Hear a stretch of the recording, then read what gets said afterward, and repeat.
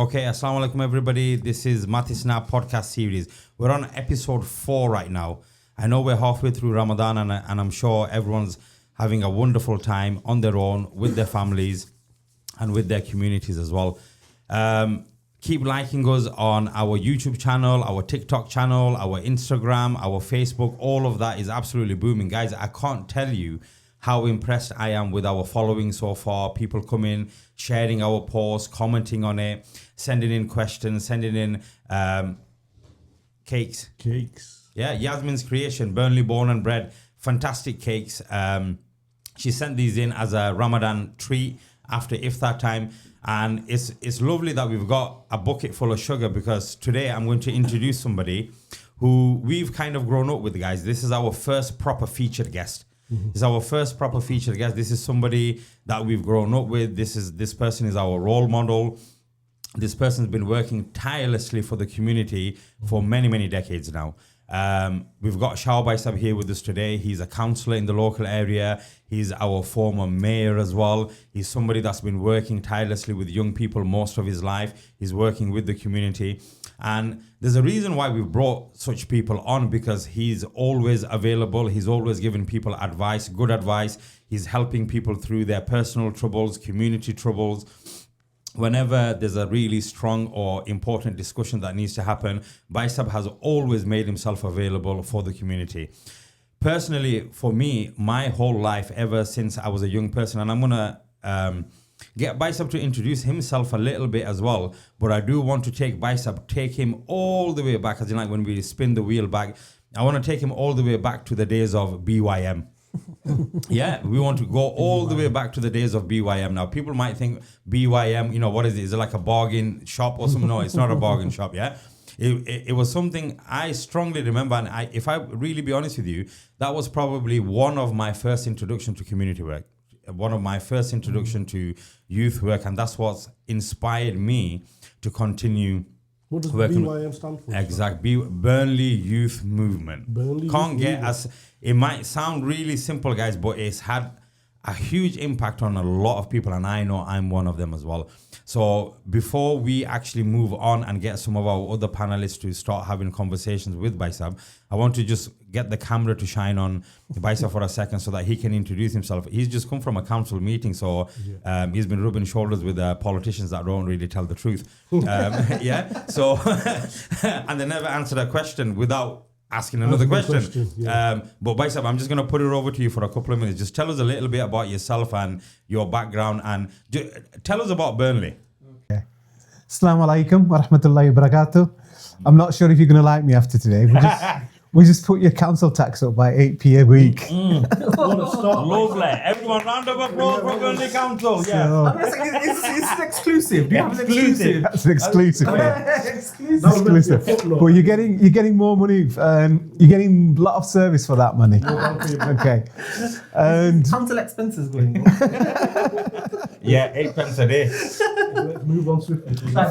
First and foremost, thank you guys for inviting me. And I've been watching your show from the start, and it's been really good. I've watched it with my nephews. I've watched it with my kids, and they really enjoy it. I think the first episode when Nasim did the Bangladeshi thing, is it Fota or whatever? We're gonna do that. By the way. So that was really good, because some of them, in my household, we all speak English, so there isn't any Bangla. Yes. So when we sat down and watched the show, kids were asking, "Oh, so what's this then, Dad? Or what's that?" So in some ways, it's family friendly, it's entertaining, and it's educational. So yeah, go and keep it up. As to myself, I've been born and brought up on this very street where this office is based. And in terms of, I'll start off by how I got involved in community work. So, okay, and then we can take it from there. So after graduating from university, I got a job working for a government organisation called East Lancashire Training and Enterprise Council. And what they did, they brought in a lot of funding to help people to improve their skills, to help employers and build up their workforce and so on. And one of the projects that I worked on was aimed at ethnic minority people. Oh. And what I saw was that there was a lot of, I would say, I wouldn't say discrimination, but there was a lot of ignorance. What year was this, Lisa? We're talking about 1994, Bukhari, when I graduated. 1994. Yeah, 1994. You don't look old enough myself. Yeah. Yeah, thanks. Whatever. Thanks. Thank you. And by the way, I've seen. So if you graduated in 1994, I started high school in 93. So I was around about 11, 12 when you were entering into the world of work, right? Yeah.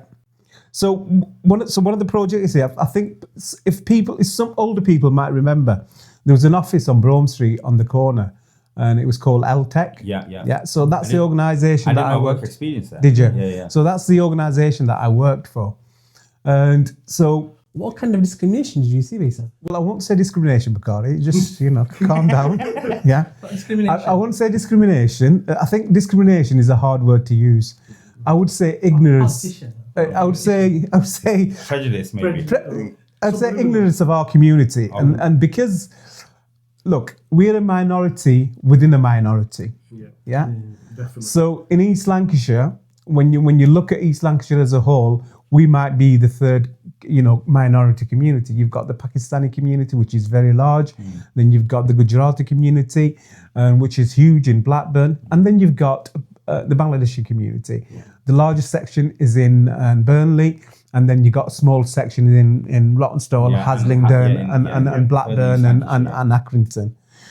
And so I don't think we were getting our fair share of stuff. Okay. Yeah. One of the first things when I started doing working for them, I realised our community is missing out. And at that time, Bangladesh Welfare Association was, it was small to a certain extent. And one of the first things that I did was approach Shah Hussain and said, look, there is some funding available, let's apply for it. And it was a small pot of funding. And actually sitting in this very room, and we applied for that. So that's when I first started. And one of the things that, gets me going, and Sal will know more than this, is when I see injustices, when I see that people are not getting treated fairly. And in my eyes, our community wasn't getting treated fairly. Can I just interject there, Baisam? Going back to 1994 and how you felt as though that the Bangladeshi community wasn't getting its fair share. And I don't think we actually had a voice at that time. Do you think and I know I'm pushing it on, but how loud is the Bangladeshi community now compared to 1994? Because to me, from where we're sitting and us being so involved in community work right now, I still see to some extent that our voice is still muted a little bit. Yeah. I absolutely agree with you, Salik.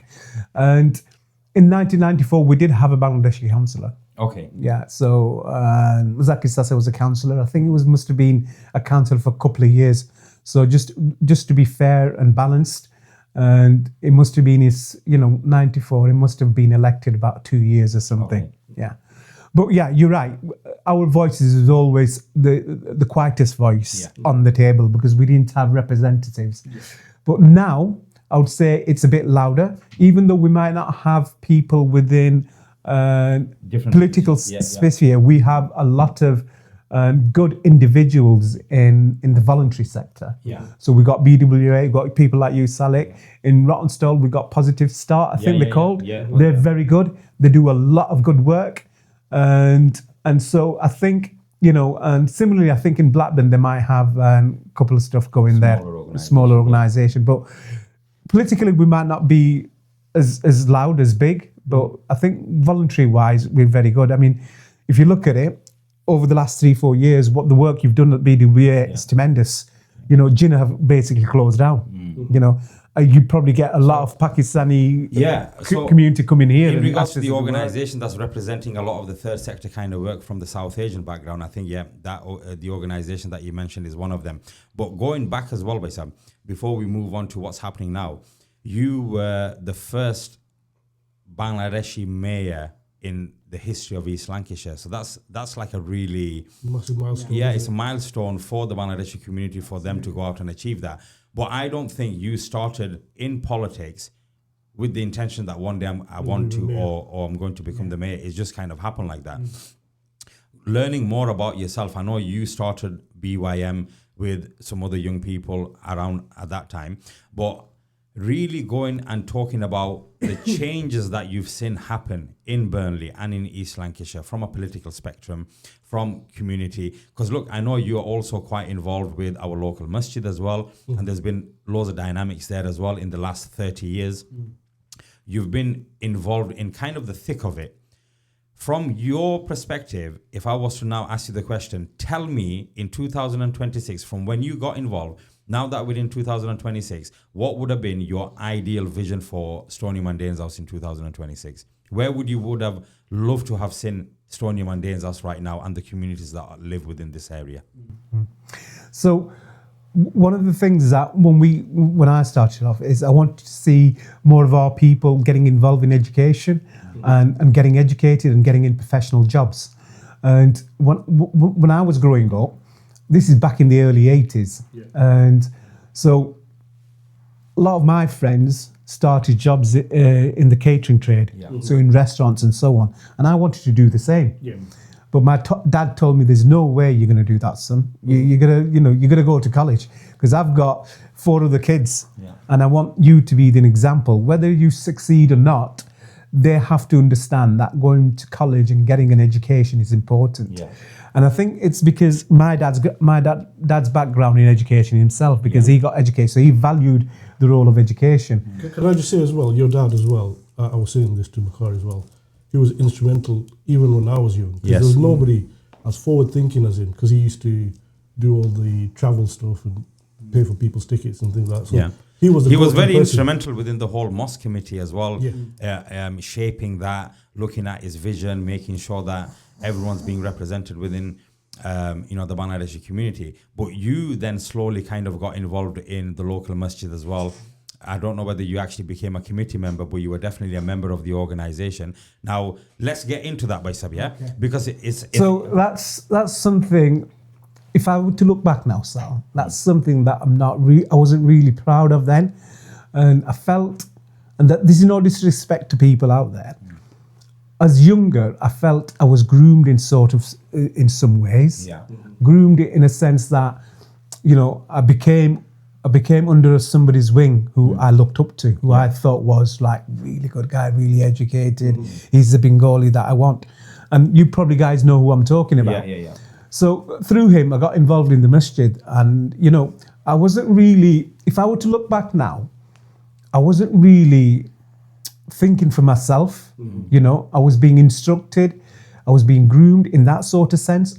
Groomed, I think in some ways, if I look back now, it's an education I had, and I wouldn't do the same thing to somebody else, and that's something that I want to talk about later on, Sam. Absolutely, we can do that, because I was going to also say to you as well, would you rather now have young people where you advocate to them, guys, if you need to shake a cage, go and rattle it, rather than just going along with what you... Because look, when you were growing up, that whole idea of not disrespecting your elders, listening to what they had to say to you, fall in line with what their vision is something that you really kind of had to do. Whereas now, young people, we've got this notion in our head, and it's not a sign of disrespect, it's a sign of, let me say what I want to say. And it might not necessarily fit in line with what you're saying, but allow my opinion to exist. And I think you do that really well, where previously our elders, if we took a particular opinion to them, they shoot us down straight away. How dare you? But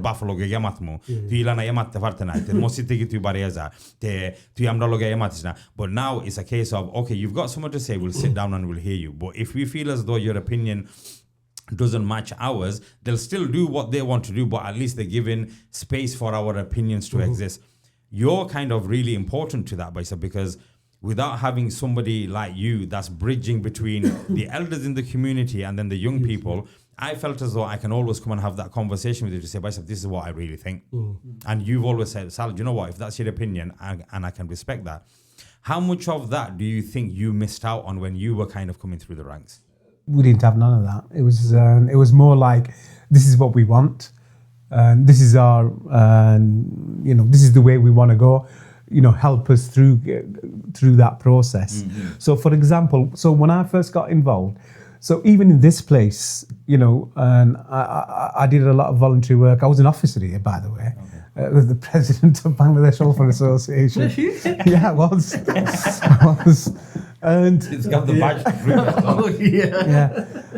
but look, I think it's how we work. It's how community dynamics works. And like you said, back in the 80s, we were very respectful of our elders.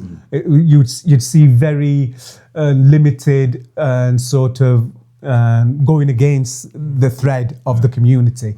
You'd listen to them, to your elders, and you'd do what they say, and you help as you can. And if you wanted to say something, obviously you couldn't. You would go back and you probably, have a conversation with your friends and so on. But just on that, and just on the mosque issues, if it wasn't for the young people then, our masjid would be a different masjid. Explain a bit more. What do you mean by different? Well, different. Well, our masjid was planned to have a basement. Okay. Yeah. And then it would have been the first floor, then the mezzanine floor, and so on. So young people got involved. So people like Dr. Al-Amin, Alabor, and Badrul, and Nazrul, Ali. A lot of people within who graduates who've educated themselves and so on. And they looked at it and they thought, hold on, this is not feasible. Okay. You're going to spend in some cases, hundreds of thousands of pounds on a basement. Yeah, that probably, you won't even see the rise of a building. Yeah. And so through that process, I think we spent about a good 2 years trying to persuade the community and the committee, and it got to a stage where they agreed with the process. Yeah. I think what the committee let themselves down is once they've given the idea, they should have said to those young people, you've given us the idea, it is now your job to help us to go through with it. And I think it was more of a case, okay, thank you for this, goodbye, we'll see you later, we'll take it from there. Yeah. And I think when I was younger, I think that was the case all the time. It's like, oh, Shah, I want you to do something. Yeah, you've done it. Okay, thanks, see you later. Okay. Shah, I want you to do something. Do it there, see you later. Well, I was just going to say myself, just before that point, and this is for the viewers out there, Stoney Mandane's house has gone through some significant moments. There's been some really, really huge milestones that's really defined this community. And there's one that I can reflect back on, and I'm sure Baisa was present at that time as well. When there was a period where there was a land site that was free. It was in the heart of the community, and the community collectively had to go and obtain that land from the local authority, where then the permission was given, you can build your Islamic Cultural Center in that particular location. For me, that was one of the most defining moments where the Bangladeshi community showed that we've got what it takes to stand on our feet and create an establishment and a, how shall I say it, like a flagship building to say this is a representation of the Bangladeshi community. 25, 30 years on from there, Baisab, how much of that achievement back then do you think has come to fruition right now? Well, we've seen the masjid there. Yeah. So that's fruition itself. If I were to, go back then, I think it was like 1996 then, 1996, 97. I think we as a community would have benefited if we really came together. And what I mean by that is there was conflicting application for that land. Yeah. And if there wasn't a conflict, if people truly, set aside their differences and came together, this masjid would have been built by then. Yeah. It would have been built a long time ago, would have had a lot of good community cohesion. So when you say from them and now, Sal, what I see is we've got the masjid is doing his work. We've not only got one masjid, we've got another masjid as well. Both of them are doing well. Great work. Yeah, both of them are doing well. I've not seen any issues between them. And I want that to maintain. Yeah. We've also got an organisation here in this very building who are doing very well. Yeah. So for the last 10 years, I've seen a lot of progress and unity within our community. Yeah. And that's the reason why we've got, one masjid, we've got two masjid, both of them are doing very well. And I, for one, go to both masjids, and do it. And I don't see a difference. A lot of people say to me, would you go there, would you go there? and you know. But I think that's one of the wonderful things, because in one of our previous shows we were talking about this idea of unity within the community. Is that we can set our differences to aside, knowing that the similarities is what brings us together. Now, you as somebody who's been involved in the local masjid, you've been involved in the local politics as well. I just want to go and shed a bit of light in politics right now, because you started off as a Labour Party member, right? Or were you Conservative at one time? No. I'm sure you were Conservative. Never, Sal. Never. No, you must have. Never, Sal. Because look, one thing I fundamentally believe... No, but wait, let me tell you this. Fundamentally, I believe that us Muslims in this country, we are actually more conservative than we are anything else. There's no... Viewers out there, I've known Salik. No, I'm not one of those... I've known Salik. But I'm sure you were batting Conservative. Look, Winston Churchill did this, yeah? I'm sure you were... I'm part of the BNP. No, National Party. No, but hold on. Because some of these people that you mentioned, they did stand as Conservative councillors, as Liberal Democrat councillors, and then as Labour councillors. And then they moved on to something. All I'm saying is I'm just trying to map your journey. I'm not saying that you jumped ship. I'm saying that you've evolved. You might have started in one political party, and it's okay to change your views and go somewhere else, and a lot of people are doing that these days. There's nothing wrong with that. Conservative. Absolutely, yeah. And the Bukhari things, I'm being dead serious here. To the viewers, Actually, the reason why I laugh, if I can myself, yeah? The reason why I laugh is because one thing, it's my brother obviously, one thing he'll never be is a Tory. No, but I'm not saying he was a Tory. I'm saying, did you not bat on that side at some time, at some point? Or did you just say, I'm going to keep friendly relations with these people because I'm going to have to work with them one day? So viewers, I'm going to say one thing about Mr. Salik. I've known him since... You guys, when you moved into Burnley, you moved at 40 Belfast Street. You know that? Yeah. And we were at 42. So I've known Salik since when he's nappies. So I know what Salik's like. And before this podcast, we do have a lot of conversations when it comes to politics. And we do have, quite, challenging conversations. Yeah, and in terms of Tories, no, I've never was a Tory. But there was an individual who was a Tory who was very close to me. Runukullah Sasa. Yeah. He was the first, I can remember, the first individual who stood as a councillor in Tony Mundane's house. He's passed away. May Allah subhanahu wa ta'ala give him Jannat al-Firdaus. But he was a very nice guy. And I've known him all my life, but since I came to this country. In fact, I think he picked us up from the airport, Bukhari. Did he? Yeah, he did. He did. So I've known him all there. And he did stand as a Tory. Yeah. And one of the things he used to say to me is, he's very good at English. And he used to say to me, Beta Shah, we're social conservatives. Yeah. Yeah. Because of how our family works, how our background is, we're conservative in a sense that we live with family, extended family, we work hard, we pay our taxes, we want betterment for us, and so on. So in the way we interact and so on, in the way how we live our lives, we're very much, conservatives.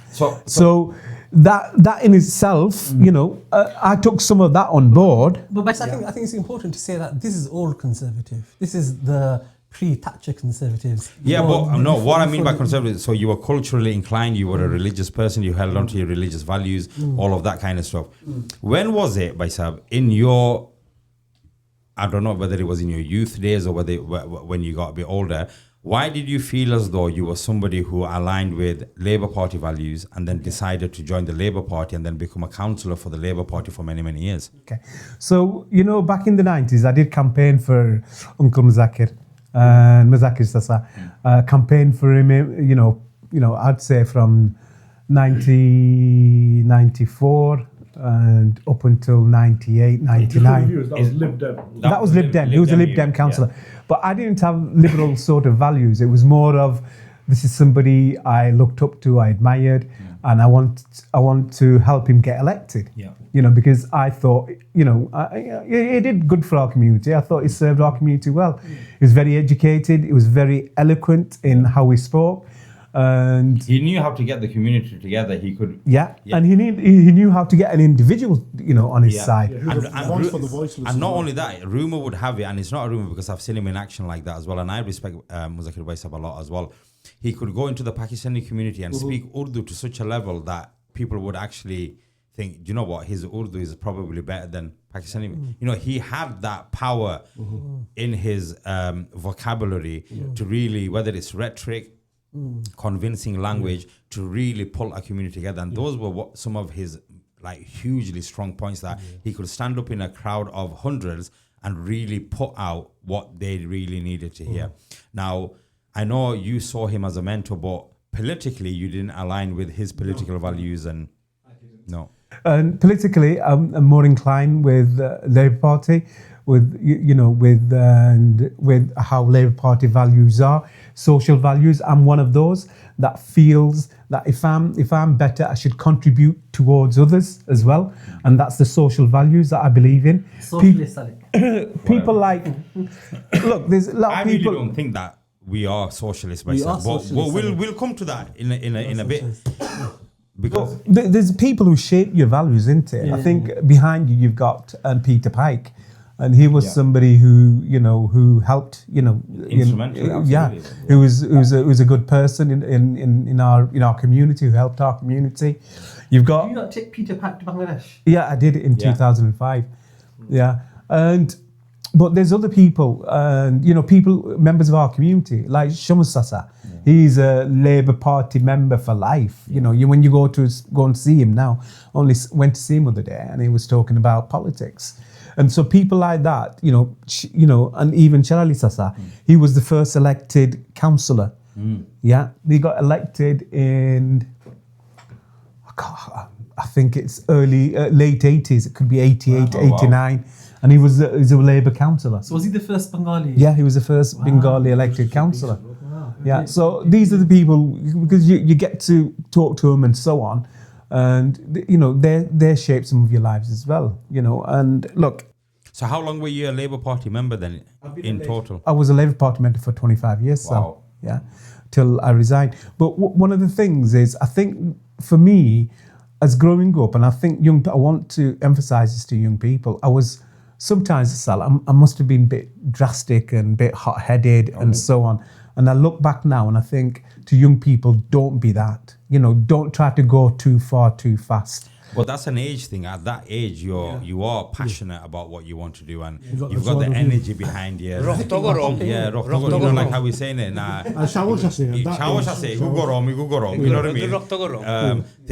Look, Baisam, I've been in meetings with you where you've not. I wouldn't say you've been harsh, but you've been passionate, and that passion's come through as you might have been heated a little bit, or you might have really, dug your heels in and said, "No, I'm not moving from this particular position." Yeah. Now, if we look at our community is all about maneuvering people, and there's nothing wrong with it. This is one thing that I believe now as well. When I was younger, Baisab knows this as well. If we made a statement, then we kind of stuck by and said, "No, this is what it is. This is what." For me now as well, in hindsight, is no. You should stick by what you believe in, but at the same time, leave a little bit of a door open, just because a different opinion might sometimes, change your view. And for you, Baisab, your view, being a 25-year member of the Labour Party, not so long ago, because of what was happening around the world, I'm sure you had to make that hard, really, sit down and let me think about this decision about leaving the Labour Party and then moving into a more independent role. That transition from a mainstream party to kind of going on your own with your colleagues, how much do you think that's helped or taken this community a bit further back away from mainstream politics? Looking back now, and looking into the future, what's going to happen in the next few months, it probably has. But I think back in, is it 2023? Yeah, I think it needed to be done, because when you see Labour Party, it moved so much to the right, it was unrecognisable. New Labour you're talking about? Yeah. And it's, in 2019, Jeremy Corbyn had more votes than what they got elected on this time around. Absolutely. Yeah, it's the party itself did not help him. Yeah, there was people within that party who worked against Corbyn. They ostracized him. Yeah, absolutely. So basically, what you're saying is the Labour Party kind of destructed on itself. Yeah, Because of and the state that it's in right now. Yeah, it's in. Look, long as Starmer is in, and if his replacement is West Streeting, then I'm not going to go back to the Labour Party because these are not Labour people. They're like right-wing Tories. So why not consider reform? They got some good policies. They got Asian chairman. Isubbai is doing really well. Representing. Look, I had this conversation 2 days ago. Bugatti, stop it. The best politician right now out there in the UK is Isubbai. As in Zia Yusuf. Zia Yusuf, I call him Isubbai. On a personal level. No, listen, this guy can stand in front of any media outlet, any crowd, and the way he talks, the way he answers it, he actually directly answers every single question that is asked of him. If anybody is representing any political party right now, whether their policy is a good one or a bad one, you can discuss that and decide that for yourself. But if you're looking for a politician who's actually standing up and representing his party, that's Isubbai. Because stop shaking your head. That's a clown, Listen, man. it's not about whether he's a look. Every Keir Starmer's a clown. I remember, and I said this before as well. I was listening on the radio when they were voting for the new Labour Party leader, right? And when they said on the radio, Sir Keir Starmer has just won the internally the election. I thought Zia Sharma, who's this Zia Sharma? I didn't even know who Keir Starmer was at that time. But look, if we now look at the Labour Party, I'm not saying that all of us should by default be Labour Party supporters, just like how our elders were. I don't think even back then, our elders, and I don't mean any disrespect to them, I don't think even at that time for them to pick the Labour Party as the party that they're going to wholeheartedly every single general election, just hands down, without even looking at anything, just because that's what our community did. But you have to agree. Yeah, but we just hands down. Sal, I know that's true, but we never question. No, but Labour Party for a very long time has been economically, the positions that it took economically has benefited us. If you go to East London, I remember we went to Myland, 1999 I think it is. Remember we went to see our cousins, yeah? We went there and I distinctly remember being in Stepney. Can you remember what I'm talking about? Distinctly remember being in Stepney. And I thought to myself, how on earth are people living here? Like it was so bad. So you're saying Labour transformed that? Yeah, this is before the millennium. Yeah, in 2010, I think 2008. I can't remember what year it is now. I moved to Stepney. I lived in Stepney, one street away from that one place where I went. Jamaica House, away from Jamaica House, and they've transformed. East London. But that transformation came from external. It wasn't Labour driven. No, of course it was Salim. No, what I mean. The regeneration. Because listen, what reform will do for this country in 5 years, I'm telling you. But look, I'll tell you what my view is. So you're saying Zia Yusuf is a good marketing person. He can market. What I'm saying, Sabi, look, elections are won on social media these days. Not in policies and all of that. Yeah? TikTok with. Look. All I'm saying is, this is my view, and people at home and some of your colleagues and your opponents as well will probably listen to this, yeah? I'm going to put it out there. This country needs a 5-year reset. What does that mean, sir? That means let these right-wingers come in and get their 2 pennies worth out of the system, and then eventually they won't have it in them to continue. They're not going to get out of the system. Look at America. Donald Trump came in, right? The guy, he had one term and he was absolutely disastrous. I'm saying give him a chance. They can't be any worse than Keir Starmer or the... No, they can't, man. Of course they can. Listen. Yeah, so... Look, let's get back to We're going to get back. The reason why reason why I brought that up is because there was a post that Baisa put out probably about 10 days ago. Okay, God. Yeah, I've been following that post and reading each and my trigger finger has been like, I type the comment out and then I withdraw it. And then I type the comment out and then I withdraw it. Yeah, because sometimes you can let your chickens out, can't you? And then it's difficult to bring them back in to the hut again. Yeah. Now, if you look at some of the people that have been commenting, just for clarity, what was the gist of that? I'm coming to that. So Baisa really wanted to show what it means to be somebody from Burnley. Yeah.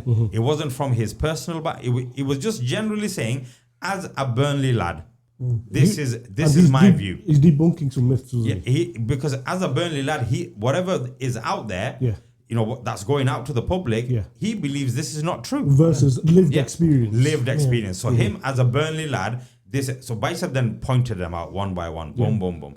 Now, each time the comments kept coming back, they were actually, I would say they were your political opponents, Bicep, because they had a different political opinion to you. It wasn't just a general statement. They were making political statements. They were bringing in the fact about your religious background, your cultural background, what these so-called illegal or immigrants or migrants or people from other cultures, basically they weren't saying it in those terms, but they were saying the other is what's causing the problem here in the UK, or here in Burnley specifically, or these hotels, or these particular locations, or these policies.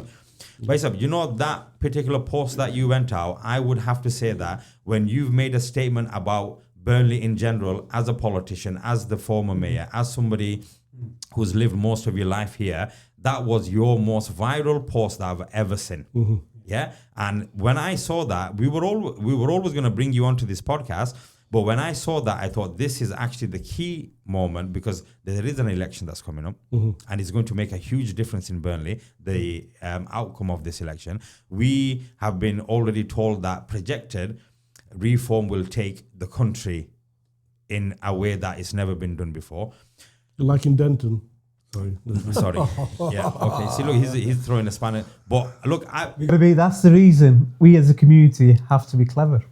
They were clever or strategic or sectarian sectarian in your way. So look, because the mainstream media is all communities are like that. Yeah, exactly. But the mainstream media has this really power of kind of making something look like what it's actually not. So this whole thing that happened in Gorton, we know what's happened over there. End of the day, people are going to vote what they feel strong to. Like, for example, we might have been Labour voters all of our lives as well, but something significant was happening in another part of the world that really, really kind of, And then what did we do? We decided, no, we're going to give somebody else a chance. And because we gave somebody else a chance and we wanted to promote that chance, I, for one person, got kicked out of the Labour Party myself, and I spoke to Bicep about this as well. So there's all kinds of people taking different kind of hits. Now, here's the crucial bit of this particular talk show. Bicep, why are you trying to take over the UK? Why are you and your community trying to take over the UK? What is this, Muslim takeover that you guys are planning and have been planning for a long time, and bringing all these migrants over on boats and all of that? We've got to stop the boats. Why are you doing this? I agree. We're going to stop the boats. I'm against illegal migration, but we've got to have a sensible chat about it. And if these people think that getting rid of all migrants is a good thing, no, it isn't. Look, we didn't come to this country by a boat or whatever. We were invited. Yeah. So tell us a bit more about this invitation then. Okay. I had a grandfather, mum's uncle. Yeah. He came to the UK before World War II. Yeah. Okay. He used to serve in the Merchant Navy. Okay. So between World War I and World II, the amount of people from the subcontinent, that is Pakistan, Bangladesh, and India, served within the Merchant Navy is unbelievable. There was thousands, millions. So they were British employees then, right? Yeah, they were working for the British Commonwealth. Yeah. So they weren't Lashkars. They weren't people that worked on boats and then just travelled to this part of the world. They were invited. So my granddad was in the Bangladeshi army, and he had exactly the same invite because of the Commonwealth. Yeah. After World War II, by invitation, he came here. Okay. So they even helped with the war process. They were helped in world. If you do your research, I don't want to go into it, but people do your research, and if people say to you, "Well, you guys don't contribute nothing," that's wrong. To Second World War. First World War. First World War. Second World War. The Indians post-war rebuilding of this country. Infrastructure. Yeah. One thing that like when they talk about World War II, they always talk about Australia, New Zealand, Canada, Poland, and it's fair that those guys, they made a big contribution, right? But the largest army, foreign army that came to the aid of the UK was the Indian subcontinent. Yeah, millions. They came to the aid of when Britain was in need, right, and it went out and asked people to come and save it.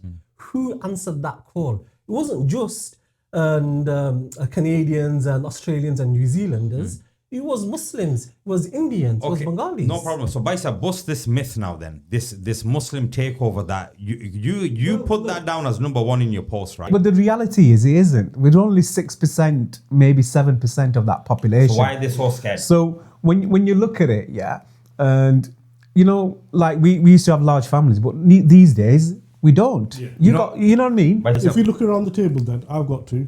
Bukhari, how many? 2. Look, I've got 3. Yeah. 3? No, this What are you generation. doing, Look, we're moving on, yeah? So, some of the right-wing rhetoric is these guys bleed too much and da-da-da. Some of the comments... So you know that right-wing rhetoric, when did you see it present in Burnley, Baisa? Because we supposedly have come out of the 2001 disturbances. We're a more cohesive community. We've broken these barriers down. Why now in 2026 are we getting this flood? Because now I feel like there are a lot of people who are commenting on these posts where they don't feel as though they need to hide what they feel. Before, they used to be a lot more diplomatic in the way they used to write it, or it was put in a very general term. Now people are just straight out. It's because social media. Because now you can gauge people's opinions through social media, through Facebook, through Twitter, through Snapchat and whatever else. Yeah. Previously, it was the newspapers. Yeah. People would write a letter to the newspaper and say... The newspaper would censor it as well before it got out. Some do, some don't. So what do you think is going to happen locally, Baisa? What's going to happen immediately locally that you think is going to be detrimental to our community? Okay, so I think previously you had... Labour Party or the Liberal Party, who people would, vote for one or the other. Now you've got independents. So my understanding is that there's a lot of independents coming and standing up. Yeah. And what that will do will dilute the vote. Yeah. And it'll split the vote, and then you'll get reform going through. So that's the key thing, folks. Coming council election 2026. Do your research, see which candidate is going to benefit you. What's wrong with reform coming through and taking over Burnley Council? Let's see what they can bring, Baisa. Let's see what they can do. There is nothing Give them wrong. a chance. There is nothing wrong. We have given them a chance. Lancashire County Council. You're the one who's moaning about traffic. Yeah. So, no, I got home 10 minutes after iftar time. Well, only because I couldn't get from that's your Accrington chance. Road. From Accrington Road, but that's a traffic issue, right? No, that's a reform issue. How is that Reform controls Lancashire County Council. Lancashire County Council controls highways. So why would you want to clog up Burnley Town Centre by carrying out all this work at once? Why couldn't you plan it? Maybe they needed the money spending before April. Can you move away from his campaigning for the reform part? I'm not campaigning for anybody, folks. I'm really not campaigning for anybody. All I'm saying is, Baisa, look, reform is going to take all these councils by storm. That's what's been projected, right? Yeah, I agree with you. How are you now? I'm not saying make a pitch here. What is it that this community really needs to do rather than split between themselves within the community? Because look, this is what's happening, and I'm going to call it out, yeah? Some of these former Labour members wanted to then go independent, then didn't get a ticket to stand up as an independent, and now just jumped over to the Lib Dems. What's going on there? Is it? Yeah. I've not seen that. No names mentioned. No names mentioned, but just go on, former MP's Facebook page, and you'll see those pictures. What I'm saying, but look, there's more and more division being created within our community because somebody, for some reason, wanted a particular spot. I have to say this to the listeners out there. Baisa, not so long ago, made a public statement to say, guys, anybody who wants to do this, come out. Come out and present yourself, because I'm more than happy to take a back step. Can we get Baisa to give that to... deliver it to the audience. Yeah. Because I think that's really important. It is important. Because in the history of Stoney Mandane's house, no politician, no local representative, and I'm going to call you a gatekeeper to some extent, Baisa, has actually come out to say, guys, I'm here to step back if you guys are prepared to move forward. Yeah. And it's here. Take it. I'm here to support still. I'm not going away anywhere. But it's about time that somebody else comes forward to say. But then obviously other conversations happen. People get convinced other ways. I don't think myself our community. When I say our community, I'm talking about the community that we live around. And that is a mix of Bangladeshi people, Pakistani people, newly arrived migrants. This is people that have been living here for many, many years, even to the English people. Look, to have even further choice within your area, we are also to blame for splitting the vote. Why can't we come together to say, right, guys, as a unit, stand together, because this election that's coming up is very crucial. Yeah, and plus the council is being reorganised. Yeah. So that the powers that used to be in Lancashire, in Preston, are going to be moved to Burnley Council. So Burnley Council, going forward, will have a lot more power and a lot more influence than it has now. Yeah. So these elections that are coming up is really important. So while Bicep's going to make that statement, I need a spoon because I need to get into this. I need a bit of sugar. Oh yeah, hold on. So Bicep, let me ask, so you made that offer, isn't it, of people, that you're willing to stand aside and mentor somebody. Yeah. So what kind of person are you looking for? Because obviously, any Tom, Dick and Harry can't, if some guy's barely literate who doesn't speak English came and said to you... It's happened in the past. Hasn't it? No, it's not happened even in the past. It happened in the most recent election where the community members were saying, how can we even go and vote for somebody to represent us whose level of English is what Reform is complaining about? Yeah, so what My you children made that have a offer. better grasp of English. Than So what kind of person are you looking for here, Bicep? So look, the reason I made the offer is I've done it for nearly 20 odd years, and I'm mindful that nobody else is coming forward. So when I started, I started campaigning for an individual, because I believed in that individual. I believed he was doing good for my community. Okay. So from when I was campaigning till when I got into politics was nearly about 10 years. So through that process, I learnt a lot of things. Like apprenticeship. Yeah, I learned good things, I learned bad things, I learned, how, a lot of things community-wise. Yeah. And then when eventually the opportunity came, I stood, and my community backed me. So similarly, the reason I put that post out is for that. I've got 3 capable people here who are able to do it. You need to come forward. I want to do Reform. Right, okay. Wait up, listen. You know why I'm saying this? I'm not upset or angry, but I was groomed as well. I was told to go and stand up in bloody Upton. Who groomed you? Was it Loads of people. Was it somebody? No, what I'm saying, look, we need a representation. I put my neck on the line. 330 people who didn't even know what I look like voted for me. I came second. You come second? I was proud, man. I was... That's applause. No, Look, no, seriously, Sal, you'd make a very good representative. Yeah, you absolutely will do. Whatever you do, you put your mind to it. You're very good at what you do. What age can somebody be that you'd want to come and select? Look, anybody. This is an offer to anybody. Yeah, to say specifically, are we looking at the demographic of Bengali people? No. The reason I put it into my community group, is because, say for example, if I don't. If I don't decide not to stand, or if I don't win, who do we have in our the Bengali community who can represent our community? Yeah, so we are underrepresented as a demographic. Yeah, we are very much so in politics. We are, but then what we need to do is we need to bring people forward, and we need to bring. So, like, say for example, and. We I'm not. You don't have to be independent. You can be the Labour Party. You could be Reform if you wanted to. You can be Liberal Democrat. I will give you that skill set that I've got. Pass it on to you to say, look, this is what you need to do. So basically, can I ask you? Actually, like the job of a local councillor, a lot of the times is about dealing with individual problems or local small problems, isn't it? Right. And so are you saying that what you want to help people with, it doesn't matter about politics, but it's about how is it that you can be an effective servant or like someone that can serve your community worker, community worker. Look, just standing in an election, is not going to get you elected. You need to understand how the community dynamic works. You need to understand how to go on the doorstep, how to talk to people. What is when you stand, I've had a few people coming up to you, I want to stand. But you want to stand for what? What is it you believe in? Yeah. What is it you want to see happening in Your this community? principles, your values, your morals, all of that. And they're clueless. Yeah. Oh, I just want to do it. You're not doing it. I just want to, And these are the wrong people. Yeah. So, Baisab, are you saying that is actually your biggest fear rather than another political party coming and taking over Burnley Council right now? Absolutely.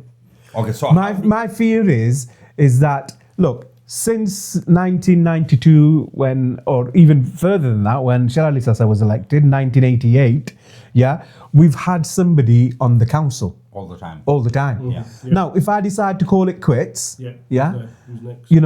because, I've got girls to get married off and things like that. Who's next? Yeah. It's true though. It is, yeah. Because look, Who's next? Baisa, what you're saying is sooner or later you have to concentrate on yourself and let somebody else come and take over from what the community needs. Now, I know I'm not pointing this back at you. Has the community done enough to bring through other young people through the ranks who say, I trust politics, to say, do you know what, Baisab, I know you've done so much. If you're saying that the opportunity has come for somebody else to come forward, here, look, there's 6 people here. Yeah. Who is it that the community is going to decide to say, right, you're going to come forward and represent us? Because this is what's going to happen. If we as a community don't stay connected, if we don't say in some kind of, the same page as everybody else, how do we then say that, say for example, there's 3 of us here, you're saying, Baisab, there's 3 of us here. What if I was to say, I'm going to go towards Reform, Bukhari is going to go towards Labour, Prince is going to go towards Lib Dem, Green Party or whichever, but you're there with the independent. Are you talking about independent representation or are you talking about South Asian representation on the Burnley Council's executive? Because there's a difference there, right? Yeah, of course. We're living within an area where a mixed community. Yeah. You've got the Bangladeshi and the Pakistani community. You've got the English community as well. So, in terms of people who have moved out, professional people who've moved out. Yeah. Yeah, you've moved out. He's moved out. Yeah, I'm still here. You're still here because community needs you. Yeah. Oh, thanks, Waiter. But look, in these sort of parts, there is a lot of advocacy work that needs to be done. Yeah. If you provide that advocacy part, Salik, regardless of what party you're in, you will get those votes because people will vote you because Abdul Salik has helped me do this. Abdul Salik has helped me do this. No problem. Yeah.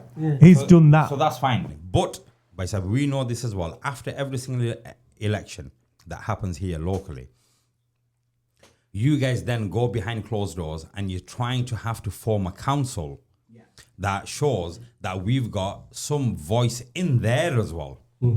That we will create a policy like what you said. You made this brilliant idea. If there's no national local election that's going to happen, that money that we're going to save, we need to reinvest that back into the town, into environment services. And they took that on board until Keir Starmer did another U-turn and said, okay, we are going to have these local elections. But in this budget will happen. Okay, so you've okayed that, through the local budget. Brilliant. So that's a win-win. For more win-wins like that to happen, Baisa, what do you guys, as the current elected representatives, what do you guys need to do? You need to stop bickering amongst yourselves. Absolutely. You really need to pull your... And I have to say it like this, you guys who we put trust in, who we have good relationship with, when we move out of your peripheral, when we're talking to our own mates, you know what we are saying now? Yeah, man, some of these politicians really fallen far from the tree. Because we feel as though that representation isn't there no more. We even find it difficult because there's factions within those particular groups that are coming to us from different angles saying, nah, maybe you should go this way because these guys on the group aren't thinking like this one. And I'm opening it up because there may be other people that come and speak to us in the future that give a different view to yours, but they're still under the same umbrella, if you know what I mean. So Salik, in terms of politics, and this is the way I look at politics in this country, is the party dynamics helps to do that, helps to contain that. When you come out of the party dynamics, then it's free for all. Yeah. And that's what's happened. Now, you're saying, and if we're to look at, what's going to happen in the next 6 months, 12 months, 18 months, you're right. I agree with you that reform will come. they'll come into power. Yeah. They've already come into power in Lancashire County Council. 70% of our services is controlled by Reform Council.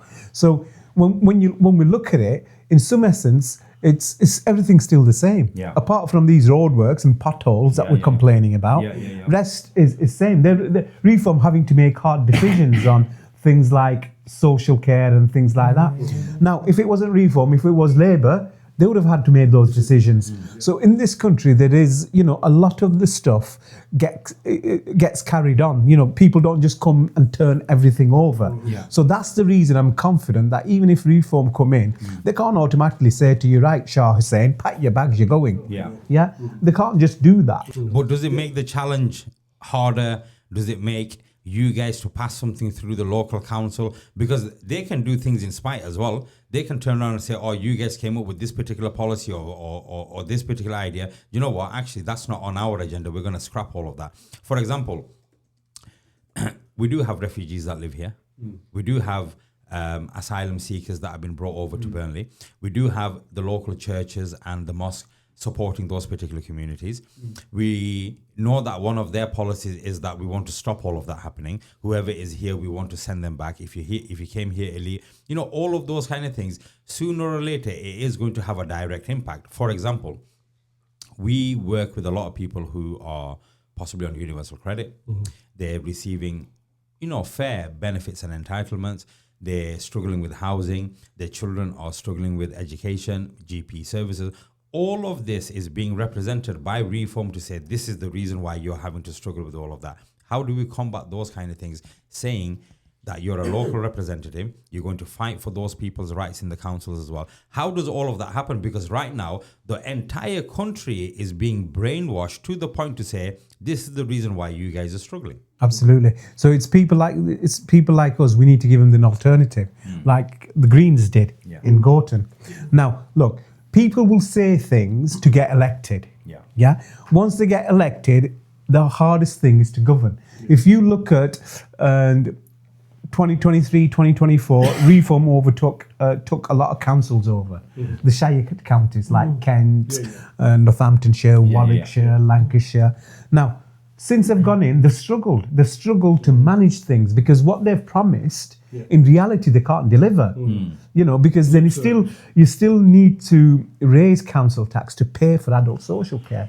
You still need to, raise, say for example, if you're working in Lancashire County Council, it's probably got about 20,000 employees.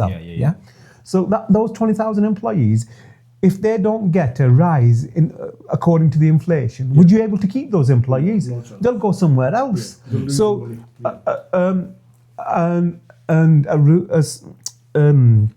an employer, right-minded employer, would want to give them that rise. Now, if you've given 3% rise, then where are you going to get that money from? It's got to come from there. So, through that, what you'll find now, Reform are going, trajectories up. But once they started to govern local councils, and they can't live up to their promises. Then people will see. At the moment, people are not seeing this. That's why we need that 5-year reset by sub. Let them come in for 5 years and do that and cock up, and then they'll go anyway. They probably will, Sal. They probably will. Okay, going back to... Listen, we've got 10 minutes left here. I want to take it back to Baisab's Facebook post. Another thing that I noticed on your Facebook post, Baisab, when you're normally talking about what's going on in the area or highlighting something that's going to change, you get a lot of people from the South Asian community that you represent commenting, saying, oh, thanks for letting us know all of that. On this particular post, majority of the people that were commenting were people that don't live in your community, that don't come from your religious background or your cultural background, basically English people. And not necessarily from Burnley. So tell us how you feel about that. Well, that goes to show... Do you think there's a national thing, right? Yeah. Everyone get onto Shah Hussein's post and give him some clobber because he ain't getting away with this one. That's probably what it was. It probably somebody shared it into a group who then said, let's, go on it and, But look, hey, it's gone viral. I've made my 10 minutes of fame. Not only that, but I think when I read your responses to these people making certain accusations or pointing fingers or maybe, again, sharing misinformation, you've done a really good job in kind of answering their questions or, combating their misinformation. I've responded to everybody who's made a sensible comment. To those who've made racist comment, I just left it. So people will then naturally people will see. Say, for example, you've got a Facebook post that's got about 100,000 views. Yeah. Out of that, you got and 1,500 liking it, and then you got about 800 comments or something like that. Yeah. So those people who are not liking it are commenting on it. That's right. Out of that 800 comments, maybe 50% is positive, 40% are racist, and maybe 20% want to engage with you. So what you have to do is engage with those who want to engage with you, rather than highlight, rather than like if somebody blatantly said something, oh, you lot are breeding too fast. Yeah. You just leave it. You just, why would you want to argue with somebody like that? These people are making these comments. Here's the real question: how much truth is in what they're saying? None. Are we breeding faster? No, not. Are we? Is there a Sharia law? Yeah, exactly. No. But what was actually said in that post? What is that post? Because a lot of people, they might not know. I don't have a clue. What were you debunking? So what were your points that you were trying to get across? What The is this first post? one, the Muslim takeover of the UK. Right, okay. We know that's not happening, and they're talking about That is, man. That is. Go on Corn Road, right? There's loads of Muslim takeaways. Yeah, and a few. But is that a takeover or is that natural demographic? No, Faisal, you don't understand. These reforms. Listen. I want to tell this The whole clearly. of Corn Road has been changed. The face of Corn. People don't feel safe walking down that street anymore. I want to make this clear. The problem point, Faisal. Halal. Look, Not take over. They don't know the difference. They don't know the difference between take over and take away. This is a serious thing that we need to consider. You mentioned earlier on about Burnley riots. Yeah.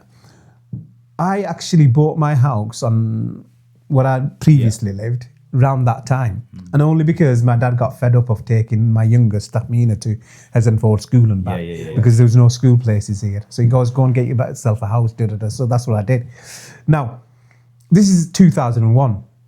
Soon as I bought the house, I went and took the keys, took my dad round, showed him around, come back, went the next day. There was a signboard up. My next door neighbour was selling. Selling straight away. So white flight. You should have bought that house, Faisal. You devalue the You should have got two together. They could have got a hole between them. Skin then. But this is what's happening, isn't that's it? a natural selection. No, listen. What I'm trying to say to you is we trying to integrate. Just because we don't go to a pub. I've been to pubs. I have no issues going to a pub and having a Coke. Or an orange juice or anything. But some people don't. Some people don't like it. So you can't force people to go. But when it comes to things like that, then how am I not integrating? I bought a house. But then my next door, and Sal, on that street, there was about 3 or 4 people. And then you go now. It's the whole street. Whole street. Yeah. So who's at fault? Okay, but check this out. We had this conversation before. There's a clear difference between integrating and assimilating. But one day we're going to have that conversation properly. But I watched something. It was a journalist who made a really, really important point. And you know what? I think it's somebody who writes for the Telegraph actually. Telegraph. But listen to what he said though. I'll make a point after this. Yeah, you will. He turned around and he said that there may be a little bit of jealousy from the white community. And let me explain that a bit more. He said, on face value, it's seen that the South Asian community stick together more. They come together. The use of community, the centers, marriages, community events. He goes, this is quintessentially what was in an English community. Education as well. That's all of that. Now the English community has started to lose all of that. There's not that much unity anymore. Everyone's doing their own thing, blah, blah, blah. Not really, that neighborhood value is not there anymore. They don't visit their mothers. But it still exists in the South Asian community. Eid time, Ramadan time, cultural festival time. And that is what's scaring those particular communities, that look at these are all united. They bloody literally wake up together, go to mosque together, go to school together, do business together, food bank and supporting and charity work, and they do all of that together. And he goes, look, that's what they fear. They see it and they think these guys are united. But within our community, what are we? Divided. Divided, yeah. Let me make this point. No, just to take it sort of back to a local and to our local situation. When we went to school, we went to boarding, isn't it? Yeah. Right? And basically, you'll know this because you'll be a bit further back, right? But can you remember walking through parts of Duke Bar and how disgusting it was? Not in the sense that there was a lot of dog poo on the ground, but it was Martin Collins boards. And Martin Collins was all boarded up. Yeah. There was a lot of druggies. It was a horrible place to be. Horrible, yes. A horrible place to be. But now when you go to those streets, Travis Street and whatever, right? The families living there, right? How they were now versus how they were 20 years ago versus how they are now is a night and day transformation. Absolutely, yeah. And the reason why that transformation has taken place is because hard-working Muslims and Asians have gone there and transformed that place into somewhere where it's nice to live, where people can... they bought cheap and then they renovated. Yeah, That's the whole idea. And not only that, they then worked with the local councillors to say, if you're going to knock these houses down because they're depleted or whatever it is, can you then go and create this? Because don't forget, those houses and those areas weren't given to those people for free. They had to buy it. Exactly. Now, I know because we don't have a lot of time, but this is how we're going to round this up. Please, can you then now tell us, what did you want to achieve by your Facebook post? And what did you actually achieve by your Facebook post? Okay, so the reason I put the Facebook post out is in Manchester that weekend, there's a far right protest. Yeah, and there's a lot of people, causing trouble and so on. And since I've grown up, I go into Manchester on a regular basis. I go to Manchester on a night out, when I was younger, still now. I see Manchester as a truly diverse city. Yeah. And when you look at Manchester now, I went to Manchester 1888 and look at Manchester now, it's huge. It's the way it's growing. Yeah. And the way I looked at it is, how can that happen in Manchester of all places? Because Manchester is a truly multicultural, diverse city where, everyone's available. Yeah, I've, like I told you, I've been on, nights out and whatever. I've never experienced any kind of racism or any kind of trouble. And then suddenly you see this happening, you're thinking, this is not right. So, that's one of the reasons I put something out, is to say to people, look, we're not the issue as Muslims. Yeah, we're only 6%. We contribute to society. Yeah. And the things, some of the misinformation that was made, such as Sharia. Yeah. Well, Sharia is only it's a basis where mainly used for marriages. Yeah, like the Jewish court, the Jewish, they have something similar. Based upon that, can you address, because a lot of people on your comments said things like, we've got our own police, we've got our own council and things. It's just not true. It's not true. We've not got our own council. We've not got our own police. No, absolutely not. Look, what I think generally what people need to understand is, as Asian people, like say for example, I've not lived in, I don't live in Stonium now, but I would come to Stonium every other day or every day. Since Ramadan, I come here every day. I've known him since he was a kid. Since he was a baby. So we know people that we've known and it's a family knit, well-knit community. Even Pakistani people. I know certain Pakistani people for 40, 50 years. Like Uncle Saban, who passed away. We don't want to lose that by saying. Yeah. So it's that unity. That unity is through that. It's through your relationship with those people, how you've grown up with those people. Like you mentioned about other communities. These relationships are available in like white communities as well. In sort of estates, housing estates, and things like that. There is. So that's the unity that we have. It's not that we're related by blood, but we're related because we've known each other for so many years. And through that you build relationships. And through that you like in this community, you will able to know such and such.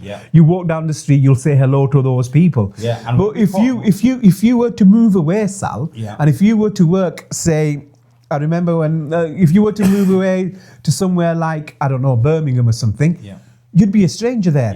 You'd walk down, so you won't know anybody.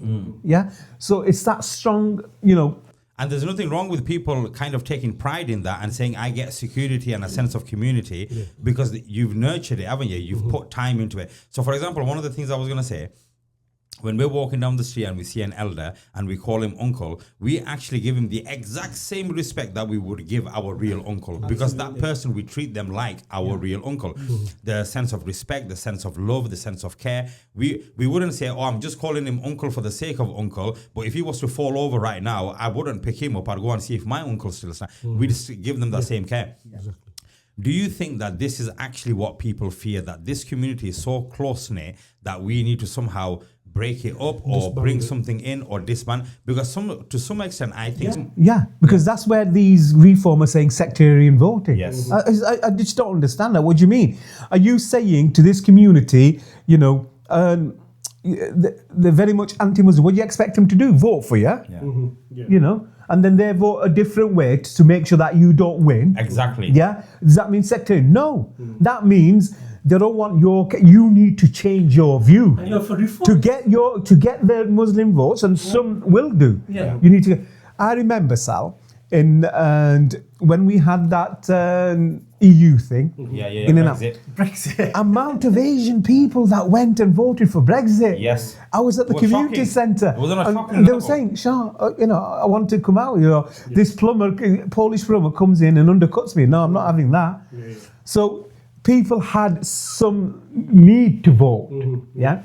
Now, if that reform was based on misinformation, though, right? probably could be. Yeah. Personable to that. Well, look, 10 years down the line, are we better off? Yeah, of course. Where's the 350 million? Hold on a second. Of course you're better off. Why? How many thousands of Bengalis, Pakistanis and Indians have come over? We flooded the place. Yeah, took Brexiters, over. thank you, man.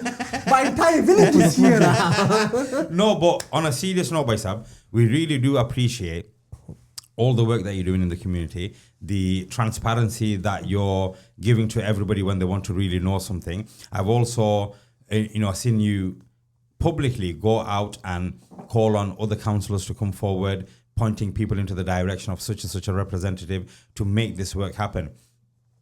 Finally, in a final statement, Baisab, to the people that are watching, to us, because obviously we respect you immensely as well, what would you like to see happen in this particular locality when it comes to community politics? Because we know this election's coming up in May. How would you like the community to come together till then? And after that, what is it that you would really like to see?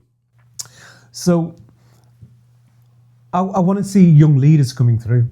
I want to see people who want to take interest in their community and where they live and want to make a difference as to what they do. And we have people who do this. Yeah, we've got 3 people here.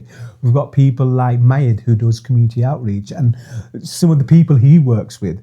We've got Noor Mia, who's our masjid secretary, and so on. So there are people out there slowly get involved in local democracy. Yeah, you don't have to be independent. You can be. Look, Labour are down and out now. Yeah, but their time to shine will come because Starmer's not going to be there forever. No. Yeah, and they will look at it. They will look at, well, where are we going? Yeah, we have to come back to our base, and once they come back to their base voters will come back to them. Yeah. So look, use this. It's not like you mention it today and you do it tomorrow. Yeah. I've said it to you that I work with when I got involved in politics. It took me 10 years before I got elected. Yeah, and over those 10 years, I was doing stuff. I was doing stuff with Salik Amdamla, with BYM. And then after that, what's that group you called? Youth on Unity. Youth on Unity. Yeah. Supported them. We did, lots of work. So do that kind of work, and sort of get one of the things. Look, we've got a really good institution here, Bangladesh Welfare Association. It needs young people. Yeah. It needs young people. Yeah. Don't worry about who runs it or whatever. Yeah. Stuff, leave that aside. I was going to say a swear word. Leave that aside. You've got people here, people like Saleh, people like Muhammad Ali and Bilal and Qayyum who work here. The young people, come and talk to them. Say to them, we want this to happen in our community. We want this kind of work, and see what they can do and how they help. Yeah. So look, a lot of the time you get people who'll come here for advocacy work because naturally that's what they get funded for. Yeah. But we can also do that, youth engagement. youth engagement, that community development work. My offer to you, Sal, is if you want things to happen, I'm more than happy to get, have a dozen of people get involved in leadership projects. I want you guys to invite Yusuf Bhai to come to Burnley and do some kind of a conference in Burnley Football Club or something. Let the people of this town ask him questions. Mm-hmm. More seriously, I think the point is... What do you mean more seriously? That's out of order, man. More seriously, this is for young people. If you want your community to get better, you need to work to make it better. Don't rely on other people. Yeah. Look, we are very... Look, when I look at young people these days, the 20-year-olds, 30-year-olds, I am so impressed by how capable they are. Yeah. They are much more capable than, if I can say myself from your generation. Yeah, from when we are... They're much more capable than our generation, right? You guys have so much power and potential. and potential to make a change for our community. Just do it. Yeah. Come here. Yeah. Come here. You've got people here. You've got the resources here to help. And let's, I'm more than happy. In terms of the post I put out, that's the reason I put that post out, is I want to see people come, And what I'd say is we're not here to be tolerated. We're here to be celebrated. We have achieved a lot in the last He's done a bit of reading. decades. I wrote that down. He's got a rhyming practice. No, but it's true. We're underrepresented. We have come so far in education. Yeah. We've got a lot to be proud of. I think one of the things that I would like to say, just as we round this up, guys, Bicep needs to know as well that this platform has been created so that it's not for people who don't have a voice. It's to say to people that you've got a voice, come on, propel it from here. Yeah, it's going out to many other areas as well. Like people in Birmingham should be able to sit and watch the young people's mindset, how they want to move forward, what politics looks like up here in East Lancashire. But they should be able to observe, spectate, and put their comments in. Even if you're from London, from Birmingham, from Manchester, like there's many young people that are saying, oh, sir, I saw, or Sal, I saw you on a podcast. That was really good. I didn't know what was going on, but I sat there and watched it. That's the first part of engagement. Yeah. And when they see other like-minded people, other friendly faces, other familiar faces come on as well, because this is what we're going to be doing. Rather than us going and bringing people from outside, and Bicep, you know this when we were doing youth work, don't bring somebody from outside to do a little bit of work and then just bugger off again because we'll never see them again. Yeah. Bring the people who are local.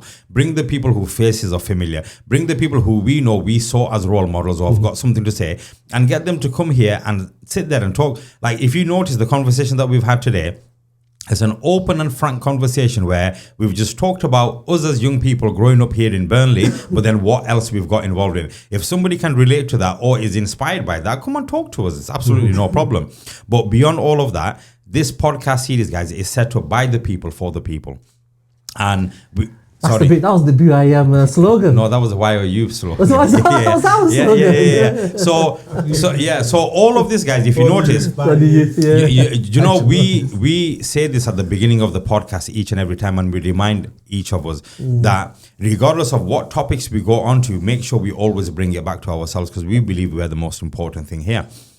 But I do want to thank Bicep from the bottom of my heart for coming. I know it's Ramadan. He's just finished a full council meeting by putting up everyone's council tax by 8 p.m. a day.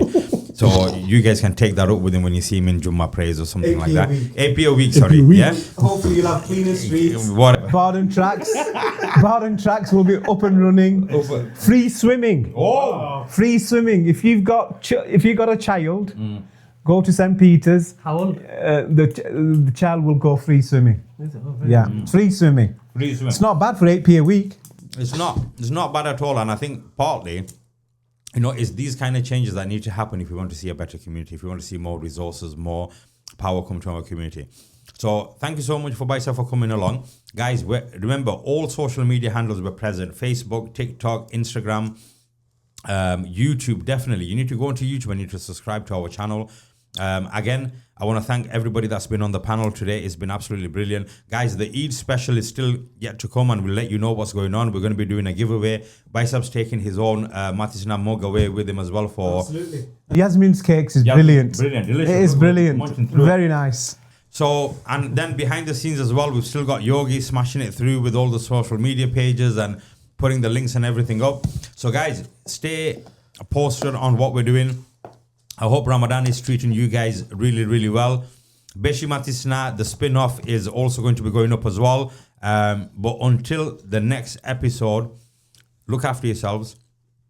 Enjoy Ramadan, because obviously we're halfway through now, and the second half, it'll fly just like that. Does Baisab want to say a few goodbyes? Yeah, Baisab, do you want to say anything right to finish off? And no, thank you for having me. Yeah. I think this is a wonderful thing. I hope it continues even after Ramadan. Yeah. And people, look, get involved in this, project here. Yeah. They not only do this, they do other things here. Come and talk to them, and come and talk to people like Salek, who's running the project here, managing the project. People like Kayum, who's behind the camera, Mohammed Ali and Bilal. Look, use this place for your resource. Yeah, come talk to them. About anything. I'm sure they will help. I'm here to help. And I said, with regards to, and if you want to get involved in politics, if you want to, if you just want to talk to me about it and so on, I'm more than happy to help you. Yeah, I'm more than happy. I'm not here. I mentioned a word about grooming. I think in certain extent, maybe that was a bit harsh. Yeah. But that's when I sort of look back now, that's how I feel. Yeah. Yeah. You want to nurture, don't you? Yeah, I want to nurture. I don't want to go down that route. Yeah. And yeah, Salek is right. Maybe I have groomed him, but I think I've groomed him to be a better person. The reform commentators are right about you. I'm telling you, whoever, and listen, I've not planned this with other reform opponents of Baisab to kind of bring him on and put him under the spotlight or anything like that. But the bottom line is, guys, politics, even though we don't want to get involved in that level, or you might not want to. If you don't get involved in politics, politics is getting involved with you. Yeah, it's very important that we understand how community engineering or we maneuver and all of that kind of stuff. But until the next episode, guys, thank you so much for following us. Thanks again for Baisab for coming along. We'll let you know who the next guest is very soon. It's going to be another brilliant personality. Can I just have 1 minute if that's okay? Yeah. There's going to be another spin-off. A little surprise with these two. Yeah, so no problem. So they're going to record that once we get off air here. But guys, inshallah, we'll see you again on the next episode. Thank you so much. Assalamu alaikum. Wa alaikum. Assalamu alaikum.